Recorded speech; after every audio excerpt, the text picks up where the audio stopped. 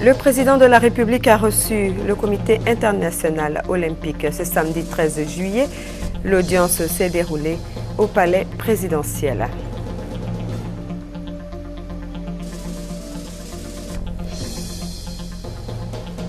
Le Premier ministre Daniel Kablan-Duncan était ce matin à la baie de Cocody, qui est en train d'être réhabilité. Le chef du gouvernement était accompagné du ministre de l'Environnement, du Développement durable et de la Salubrité urbaine. Les assises des jeunes parlementaires ont pris fin. Comme leurs aînés, les parlementaires de l'Afrique de l'Ouest, ces jeunes ont livré leurs travaux.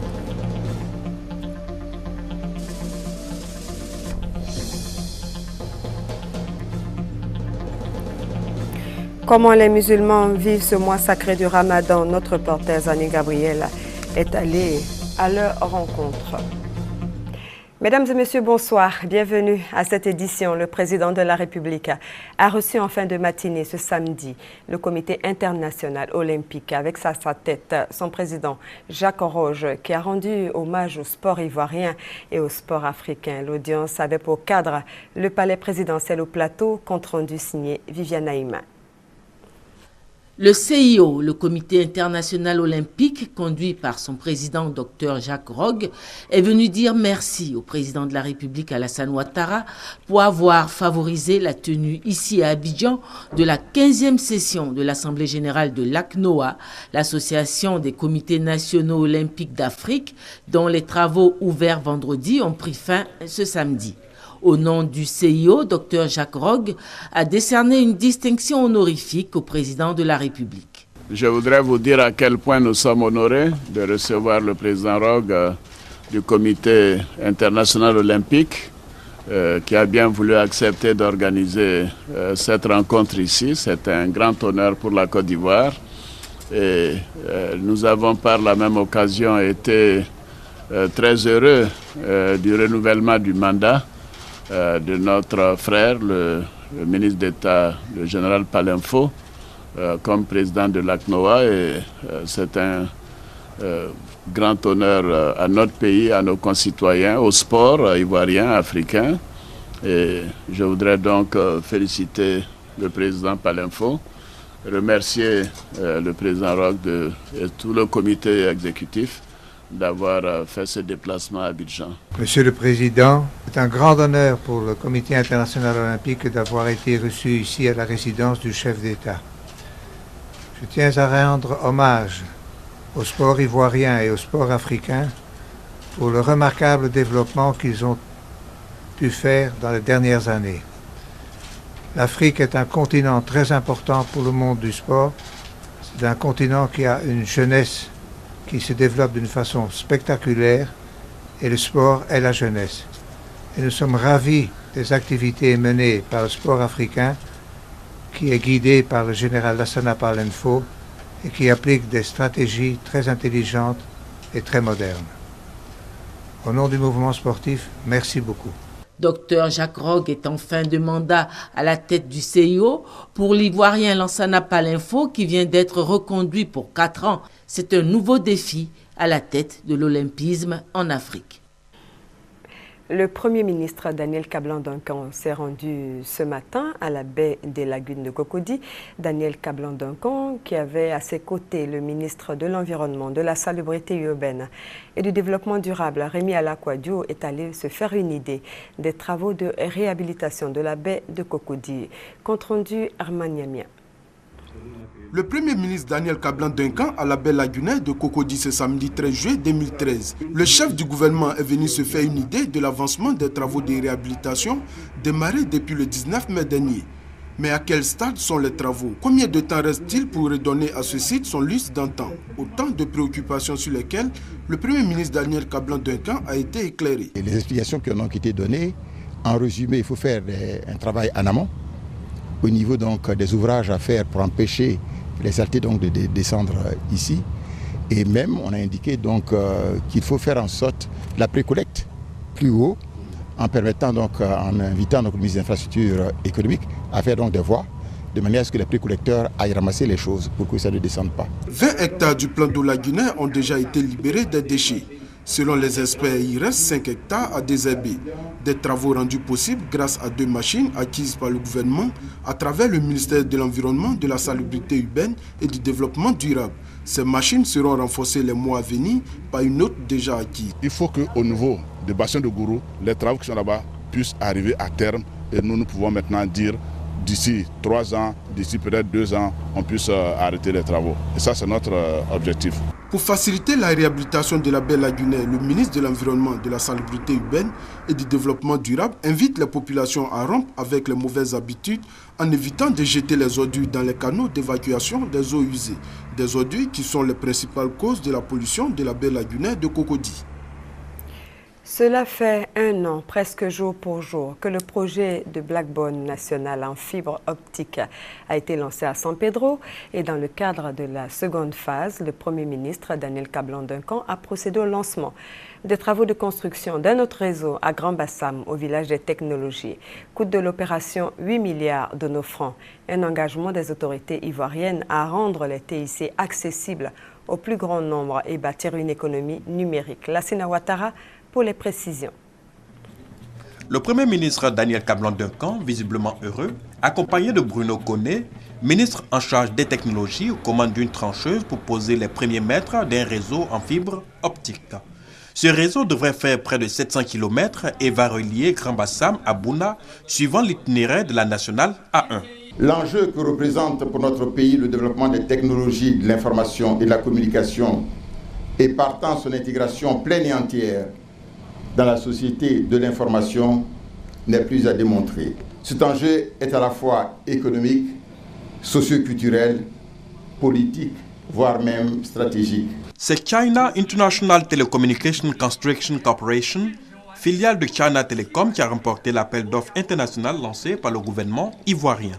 Un signe du dynamisme de la coopération entre la Côte d'Ivoire et la Chine, fondé sur un partenariat gagnant-gagnant. L'ensemble du réseau national haut débit en fibre optique en construction permettra la mise en œuvre plus aisée du programme de gouvernance électronique de l'État, ce qui va améliorer la performance de notre administration, mais va surtout améliorer la relation entre l'administration et les industries.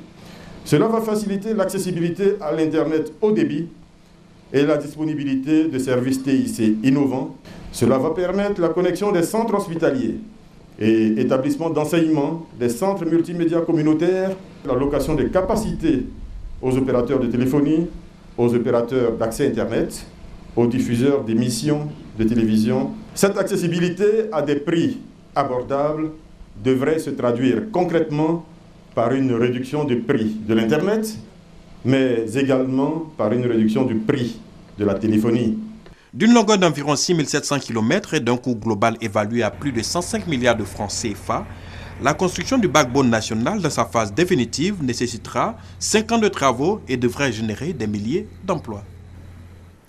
La 6e édition du Parlement francophone des jeunes a également clos ses travaux hier vendredi 12 juillet. Tout comme l'Assemblée parlementaire de la francophonie, les jeunes députés ont présenté les conclusions de leurs travaux parlementaires de la francophonie. C'était à l'occasion d'une réunion conjointe marquée par la finale du concours de joute verbale. Le point avec Léon Brou. La BIC commence à 20 ans. En face d'un gouvernement pour faire adopter ce projet de loi, une opposition engagée pour son non-lieu. Véritable duel des arguments dans un contexte de simulation parlementaire. C'est la finale du concours de joute verbale pour apprendre le savoir-parler en public et le fonctionnement du Parlement aux jeunes. Une occasion pour l'Assemblée parlementaire de la francophonie de s'imprégner des conclusions des travaux de la 6e édition du Parlement francophone des jeunes. Travaux pour répondre à 4 préoccupations. D'abord, comment les États peuvent-ils protéger efficacement leur population en cas de crise? Faut-il pénaliser la transmission du VIH-Sida? Nous demandons tout simplement l'application des règles et dispositions générales relevant du droit pénal, mais à condition que ce soit une transmission effective, que ce soit encore une transmission qui s'est avérée volontaire.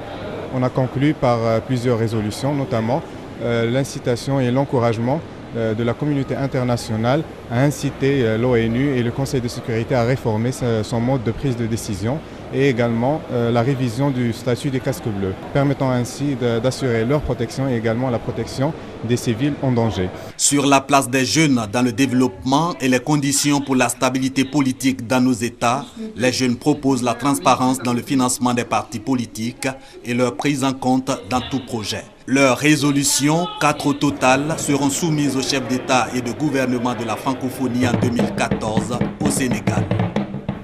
Le président de l'Assemblée nationale du Sénégal, Moustapha Niasse, présent en Côte d'Ivoire à la faveur de la 39e session de l'Assemblée parlementaire de la francophonie, et son collègue ivoirien Guillaume Soro Kikbaforé étaient les invités des grands rendez-vous de fraternité matin.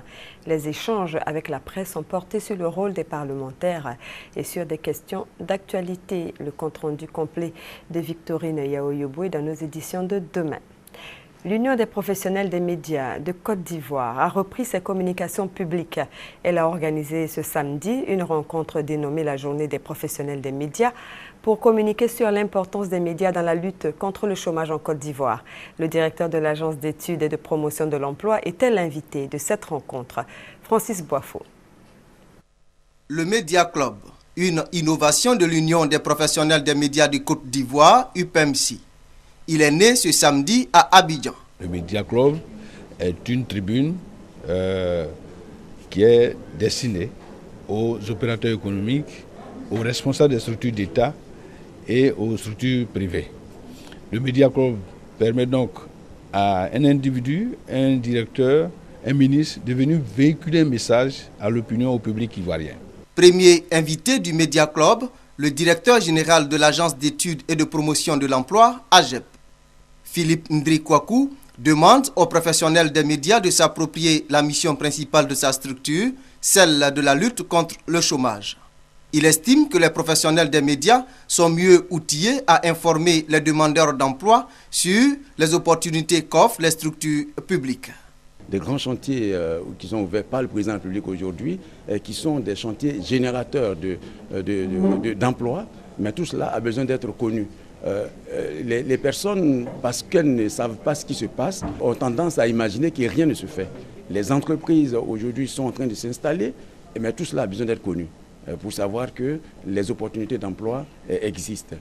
Les échanges dans le cadre du Media Club de l'Union des professionnels des médias de Côte d'Ivoire se veulent mensuels. Le deuxième invité est attendu en août prochain.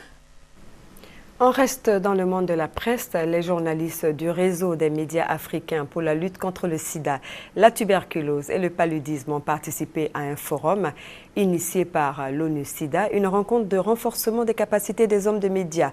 Tout cela pour atteindre l'objectif zéro décès lié au VIH-SIDA. Serge Gongomé, Chantal Akanda, reportage.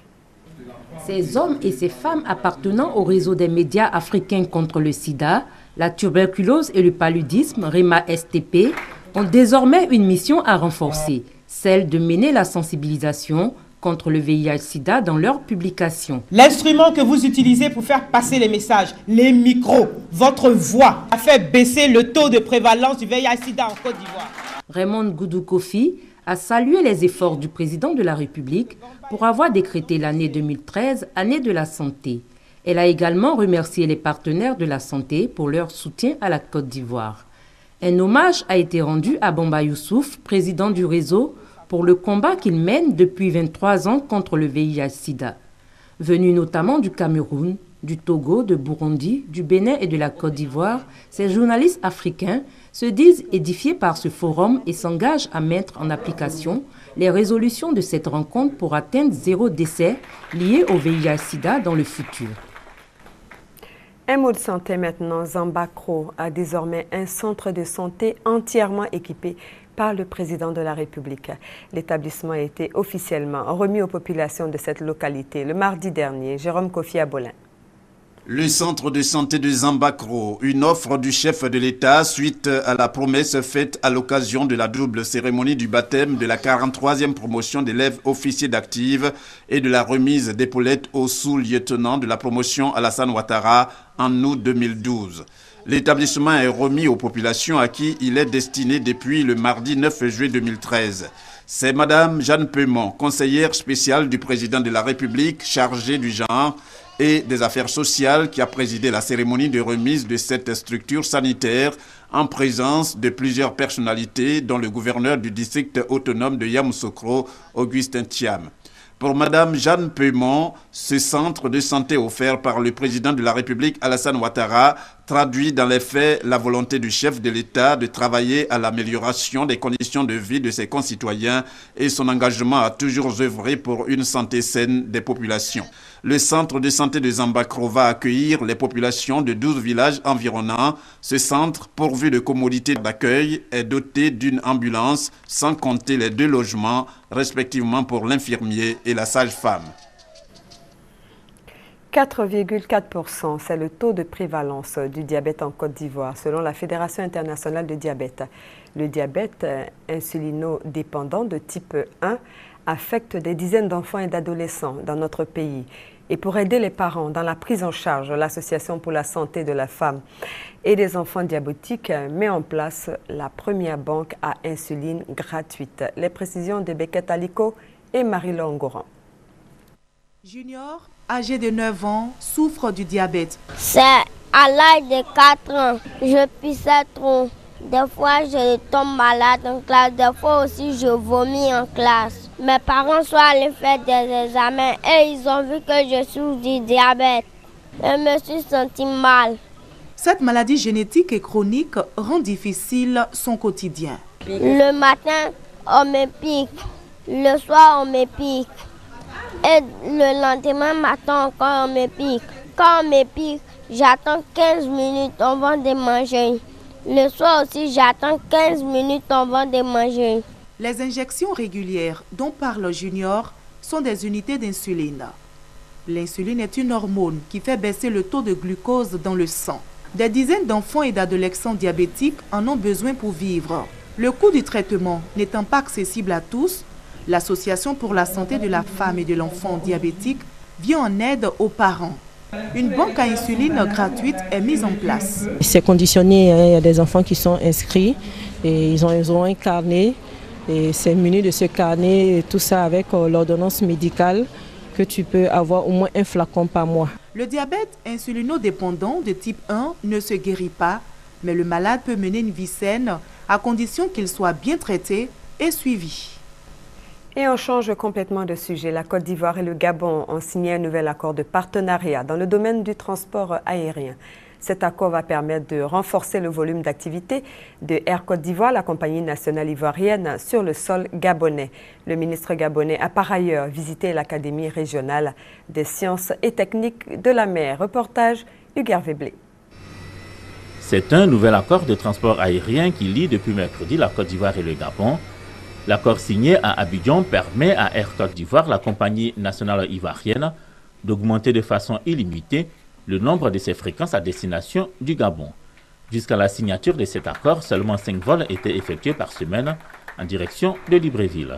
Air Côte d'Ivoire doit aller maintenant de façon illimitée à Libreville. Il peut faire 7 sur 7, 2 fois par jour, 3 fois par jour selon leur disponibilité. Et pour le faire, il faudrait qu'il y ait un accord qui précise exactement cela. Je me réjouis de constater aujourd'hui que nous avons plus de 13 destinations et que nous allons continuer parce que aujourd'hui déjà les capitales que Air Côte d'Ivoire relie nous permettent de dire que dans peu de temps nous allons couvrir l'ensemble des pays déjà desservis par la défunte Air Afrique. Dans l'élan de leur nouvel accord aérien, la Côte d'Ivoire et le Gabon entendent intensifier la coopération entre leurs administrations de l'aviation civile pour améliorer leurs différentes performances. Toujours dans le domaine du transport maritime cette fois-ci, le ministre délégué chargé des transports du Gabon a visité l'Académie régionale des sciences et techniques de la mer. Le Gabon dirigera bientôt le conseil d'administration de cette école sous-régionale installée à Abidjan. Le ministre Emmanuel Jean Didier Billet, avant que cela ne soit effectif, s'est imprégné du fonctionnement de l'établissement, de ses difficultés éventuelles pour envisager les solutions qu'il faudra leur apporter. L'Académie régionale des sciences et techniques de la mer accueille cette année un peu plus de 700 étudiants de Côte d'Ivoire et des différents pays africains. Il existe à la Riviera Palmeraie une voie qui, par son positionnement stratégique, peut faciliter la circulation dans ce quartier. Malheureusement, l'état de cette voie est un véritable parcours du combattant pour les automobilistes. Suivez plutôt. Ce tronçon de route qui part du carrefour de l'église Sacré-Cœur est le meilleur raccourci pour allier Anglais à partir de la Riviera Palmeraie. Malgré son état dégradé, cette voie reste le recours le plus efficace contre les embouteillages quotidiens du quartier. Résultat des courses, le détour imposé par l'état de cette voie est un véritable casse-tête permanent pour les populations contraintes d'emprunter la route régulièrement encombrée qui passe par le commissariat du 35e arrondissement. À chaque fois que nous voulons sortir de la cité, nous sommes obligés de faire le détour et aller récupérer l'autre voie de l'autre côté, le bitume pour aller au travail. Et c'est compliqué, ça nous prend plus d'1 heure pour sortir déjà de la Riviera Palmeraie. Véritable parcours du combattant pour les automobilistes, même les plus tenaces. Cette voie aurait dû être bitumée depuis l'an dernier, selon les informations données par la mairie de Cocody en juillet 2012. À la réunion, on nous a informé que c'est l'AG7 qui devait faire le bitumage de cette voie en juillet 2012. Mais malheureusement, jusqu'à ce jour, ça n'a pas encore été fait. En attendant la réalisation de cette promesse, la réhabilitation de cette voie longue seulement de quelques centaines de mètres constituerait déjà la fin d'un calvaire pour les riverains et désengorgerait considérablement le trafic routier dans le quartier de la Riviera Palmeraie. Ce constat a été signé Alexis Ouedraogo. L'école primaire publique de Elévi dans le département d'Agboville était en ruine. Il vient d'être réhabilité grâce au programme présidentiel d'urgence PPU. Coût des travaux, 67 millions de nos francs. Francis Boifo nous en parle. Heureuses, ces femmes le sont parce que leurs enfants pourront désormais suivre les cours dans de bonnes conditions. C'est dans ces salles construites en matériaux de fortune que certains enfants de l'EPP Elévi dans le département d'Agboville apprenaient à lire et à écrire. La raison, le manque criant d'infrastructures d'accueil. Avec la réhabilitation des bâtiments de l'école en ruine et la construction de nouvelles salles de classe équipées en table-banc et des latrines, c'est un nouveau départ pour les élèves et leurs enseignants. Je voudrais engager l'ensemble du corps enseignant à relever le défi de l'excellence en 2014. Les travaux ont coûté 67 millions de francs CFA. C'est un don de l'État de Côte d'Ivoire à travers le programme présidentiel d'urgence PPU. Les responsables de l'établissement bénéficiaire du don ont dit leur gratitude aux autorités ivoiriennes avant de recevoir les clés des nouvelles salles et des latrines. Le problème d'infrastructure en partie résolu, place aux nouvelles exigences. Ériger l'école primaire d'Elévi en groupe scolaire. Affecter de nouveaux enseignants à la prochaine rentrée. Faire inscrire l'extension de l'école primaire d'Elévi sur la carte scolaire de l'année scolaire 2013-2014. L'EPP Elévi dans le département d'Agboville, région de l'Agnébi-Tiassa, a accueilli ses premiers élèves en 1961. Un jeu pour promouvoir l'excellence. Cette top révision, ils mettent en compétition les élèves du secondaire, premier et second cycle. Ce sont des questions-réponses sur les matières qui figurent au programme scolaire via le téléphone. Les initiateurs, partenaires du système éducatif, viennent de récompenser les premiers participants. C'est un jeu éducatif dénommé Top Révision. Les initiateurs, partenaires du système éducatif, poursuivent un objectif: la promotion de l'excellence. Il s'agit donc de susciter chez l'apprenant le goût de l'effort, l'envie de savoir, de réussir. Top Révision est organisé entre les élèves de l'enseignement secondaire, premier et second cycle. À ce jeu concours, des élèves de même niveau s'exercent à des questions-réponses relatives aux matières qui figurent au programme scolaire via le téléphone mobile. Aujourd'hui, les enfants sont scotchés à ce qu'on peut appeler le téléphone cellulaire, qui est un outil de communication que tout le monde a aujourd'hui. On ne peut pas s'en passer. Pourquoi pas ne pas se servir de cet outil-là pour amener nos enfants à apprécier, à goûter à l'effort. Avec ce jeu, nous pouvons aider, nous pouvons accompagner le ministère aujourd'hui qui œuvre et qui prend de plus en plus d'excellence à pouvoir amener les enfants, nos enfants, à se familiariser au goût de l'effort. Plusieurs matières sont concernées, notamment les mathématiques, la chimie, le français, l'anglais. Avant la phase finale, prévue en août prochain, les meilleurs apprenants à ce jeu concours ont été récompensés. Top révision pour les initiateurs permettra ainsi aux élèves du secondaire de rester toujours en contact avec le cours, même pendant les vacances. Voilà, l'invité de la page culture vient de nous rejoindre. Il s'agit de M. Adou Apia. Son ouvrage s'intitule « Le syndicalisme en Afrique subsaharienne, l'expérience de la Côte d'Ivoire ». Bonsoir. Bonsoir. Voilà, j'aurai le plaisir de le recevoir dans quelques instants. Les magistrats de 5 pays de l'Afrique de l'Ouest étaient en formation sur les procédures de la justice pénale internationale.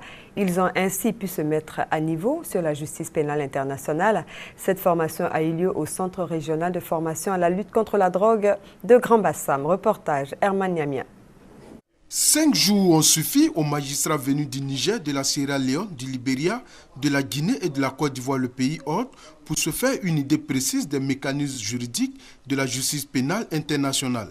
En plus de leur connaissance des instances judiciaires internationales, ils sont désormais outillés sur les relations qu'entretiennent les différentes juridictions nationales entre elles, les relations qu'elles entretiennent avec les cours régionales et les relations qu'elles entretiennent également avec les juridictions internationales. Nous avions appris beaucoup de choses qui vont nous servir une fois chez nous, puisque nous avions eu à débattre les crimes que la CPI peut connaître et la procédure applicable au niveau de la CPI. Cette importance, c'est quoi? C'est la lutte contre l'impunité et rendre la justice aux victimes. La paix dans notre région dépend de cette justice. Et donc ce rôle de notre séminaire d'aujourd'hui est de faire prendre conscience à ces magistrats qu'ils sont au cœur de cette justice nationale qu'internationale. Au thème du séminaire, les participants recommandent entre autres le renforcement de la coopération entre la CPI et les juridictions nationales à travers notamment une harmonisation des textes nationaux avec le droit international pénal. Ils souhaitent également le renforcement de la coopération entre États africains pour faciliter l'entraide judiciaire. Sur la question du règlement des problèmes africains par les Africains, les magistrats émettent des réserves quant à l'opportunité de la création d'une cour pénale africaine. Ils proposent cependant qu'il soit plutôt donné suffisamment de moyens aux juridictions nationales d'une part et d'autre part qu'ils renforcent leur position au sein de la CPI dans les prises de décision. Voilà, après la justice, l'intégration économique est en marche. Également, la Banque mondiale, la communauté économique des États de l'Afrique de l'Ouest et l'Union économique et monétaire ouest-africaine sont déterminés à donner un coup d'accélérateur à l'intégration ouest-africaine. Une réunion de concertation s'est tenue les 11 et 12 juillet à Abidjan afin de dégager les grandes priorités de l'intégration. Les détails avec Adama Kone. Le rythme de l'intégration ouest-africaine doit s'accélérer.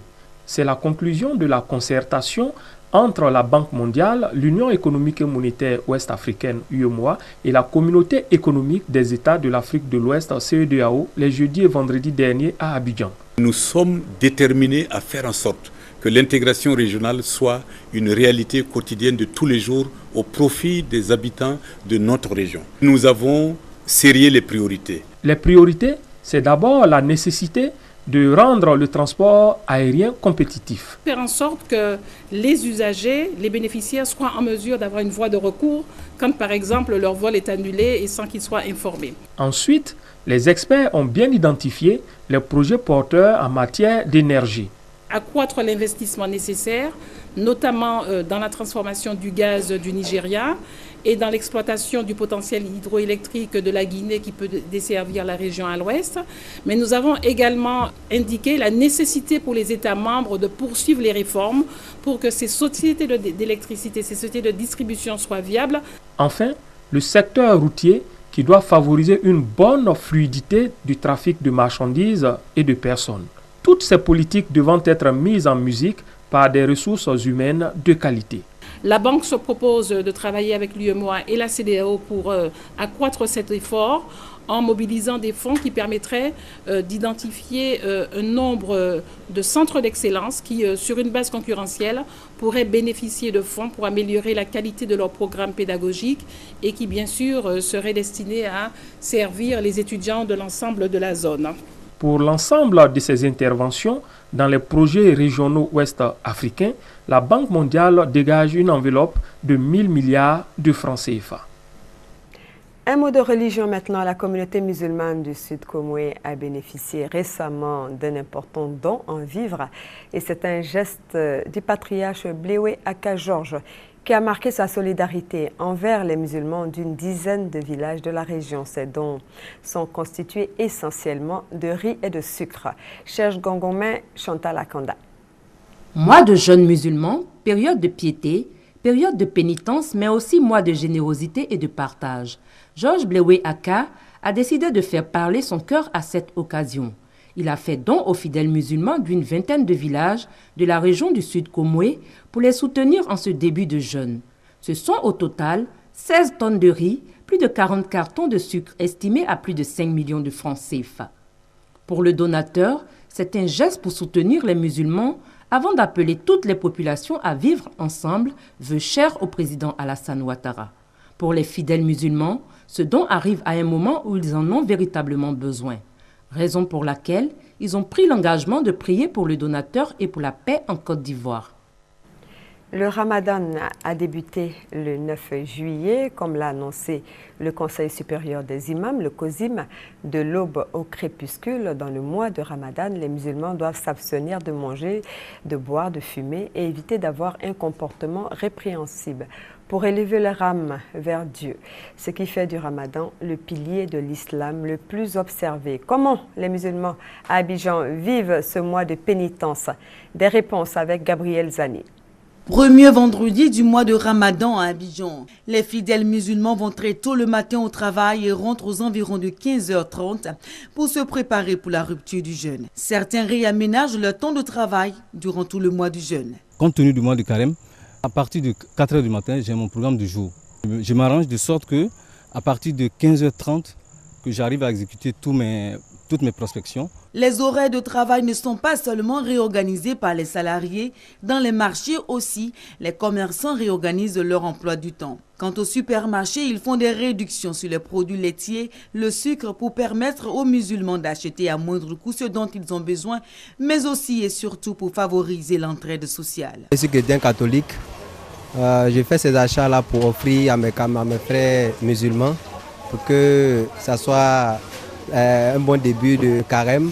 Quand nous arrivons dans les supermarchés pendant le mois de Ramadan, nous nous rions vers le sucre, le lait, le riz, de l'huile, de la sardine, des jus, parce qu'on a envie de tout ça. C'est le mois du pardon et le mois du partage. Le partage, le pardon, c'est fondamental dans le mois de Ramadan. Et c'est pourquoi le jeûne est ponctué de plusieurs prières. Nous allons prier maintenant à 2h30. Jusqu'à 5h juste. 5h juste, c'est la prière de carême de la nuit. 5h maintenant, on fait 4h, 5h du matin. Chez les Camarades, avant le premier appel à la prière, la mère de famille s'active à servir le repas pour la rupture du jeûne. Après la prière, on partage le repas.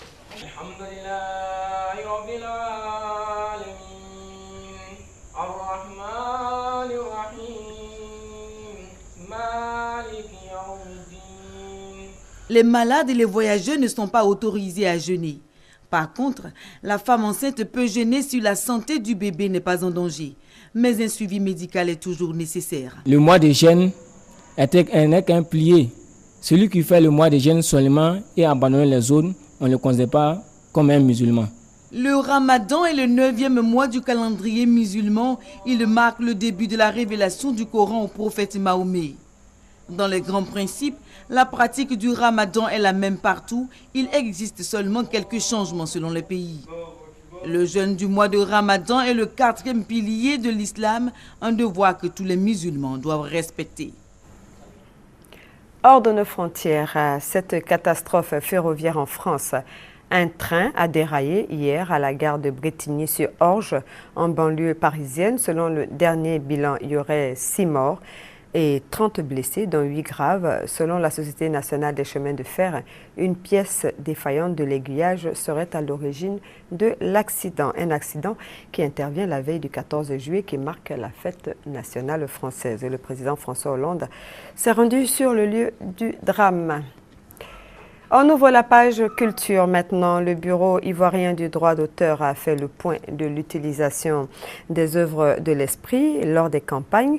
Selon le Burida, certains candidats n'ont toujours pas honoré leurs engagements. Conséquence, 210 constats d'exploitation illicite des œuvres protégées ont été dressés.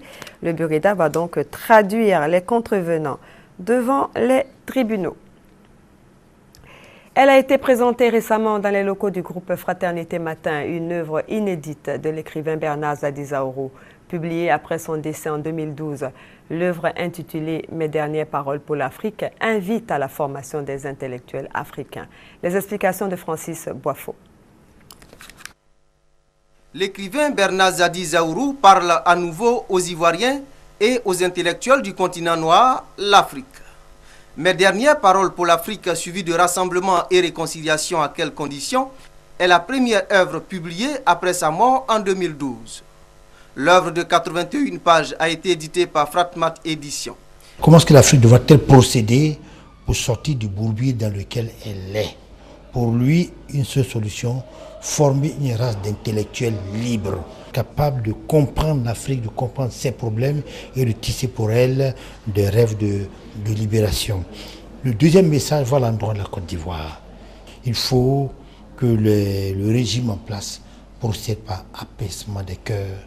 Mes dernières paroles pour l'Afrique revient sur la collaboration dans les années 80 entre les intellectuels dans la lutte contre les tares de la société africaine. Je disais que même si vous êtes étudiant, que vous protestez contre le système politique, le système culturel ou enfin l'ensemble du système, eh bien cela ne doit pas vous priver de poursuivre vos études. Dans un passé récent, on voyait que les étudiants avaient d'une main gauche une machette et de l'autre main un gourdin.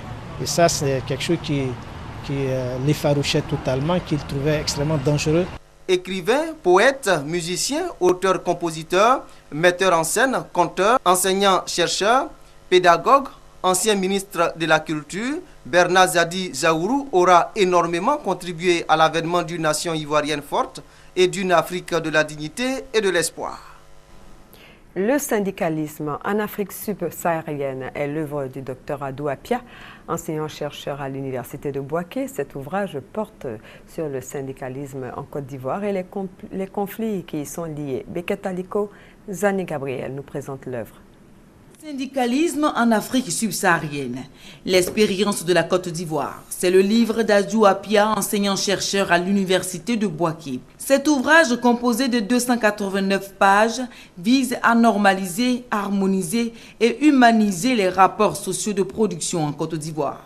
Vu les nombreux conflits internes dans les entreprises et administrations ivoiriennes, l'auteur, à travers ce roman, met à la disposition des acteurs du monde syndical les outils et éléments pour améliorer leurs pratiques. L'ouvrage comprend 6 chapitres, entre autres l'espace syndical ivoirien, la question de conflits de travail et les difficultés liées à l'activité syndicale dans les entreprises. Son auteur, Adou Apia, a procédé à sa dédicace. Le docteur Adou Apia, notre invité, merci d'avoir accepté notre invitation. Le syndicalisme en Afrique subsaharienne, en prenant le cas de la Côte d'Ivoire, quelle est sa particularité, docteur? La particularité du syndicalisme ivoirien est son attachement au syndicalisme français, parce que le syndicalisme français est beaucoup combatif et c'est dans l'ensemble des pays à base latin, dont la base de la langue est du latin. Et donc vous remarquez que le syndicalisme en Côte d'Ivoire aussi est beaucoup combatif, et ce depuis la période coloniale. Mais comment expliquer que les syndicalistes, les syndicats sont souvent affiliés aux partis politiques? Est-ce que cela est normal? Affiliés, c'est difficile à dire, mais c'est dans les actes que nous percevons cette étroite relation entre partis politiques et acteurs du monde syndical. Mais il faut dire que dans les textes des organisations syndicales, il y a des dispositions qui les autorisent à s'engager dans la vie politique chaque fois que les intérêts des travailleurs sont en jeu. Et donc, de ce point de vue, il est difficile de savoir à quel moment ils font de la politique ou à quel moment ils font du syndicalisme. Du point de vue historique, depuis la création du syndicat des planteurs africains, sous Félix Houphouët-Boigny, jusqu'à de nos jours, qu'est-ce qui a évolué? Qu'est-ce qui a changé? Il faut dire qu'il y a eu 4 phases. La première phase, c'est celle dont vous parlez, à la période coloniale. Et là, il y avait un pluralisme syndical vraiment très combatif. À partir de 1960, des années 60, avec la création de l'UJTCI, ça a été un syndicalisme de participation qui contribuait au développement. Mais à partir des années 90, avec les difficultés économiques de la Côte d'Ivoire, les acteurs sociaux ont remis en question cette forme de collaboration pour revenir au syndicalisme combatif. Et c'est dans cette dynamique-là que nous sommes.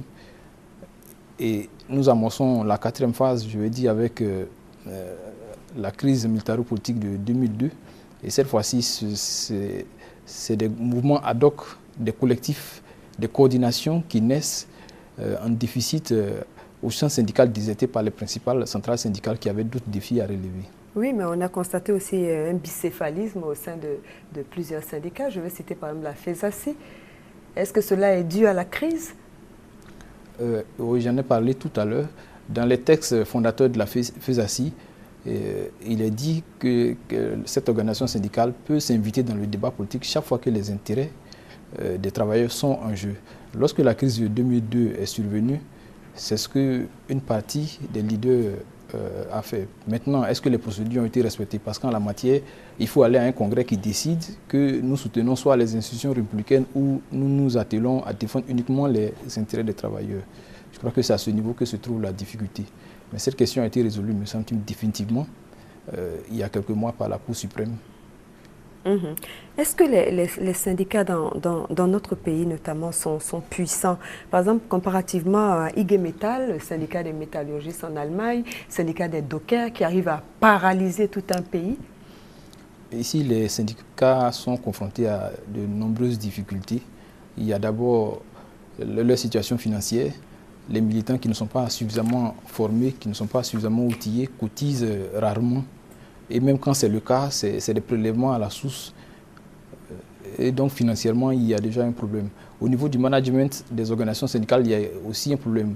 Vous allez trouver rarement des organisations syndicales avec un siège, toute une administration des salariés. Donc à partir de ces 2 éléments-là, nous dirons déjà que le syndicalisme ivoirien a d'énormes difficultés. Voilà, que voudriez-vous que le lecteur retienne de votre ouvrage, Dr Appiah? Nous voudrions simplement que le lecteur retienne que les différents acteurs en présence, notamment l'État, les employeurs et les travailleurs, peuvent, mutatis mutandis, obtenir un modus vivendi qui permettrait à tous d'atteindre leurs objectifs. L'État va vers le développement, les employeurs voient leur profit et taux de profit élevés et les travailleurs leurs conditions de vie et de travail améliorées. Voilà, merci beaucoup, docteur. C'est moi qui vous remercie. Merci d'avoir accepté notre invitation. Le docteur Adou Appiah est l'auteur de ce livre, Le syndicalisme en Afrique subsaharienne, l'expérience de la Côte d'Ivoire. C'est ici que prend fin notre journal. Merci de l'avoir suivi. Excellente suite de programmes sur RTI 1 et à très bientôt.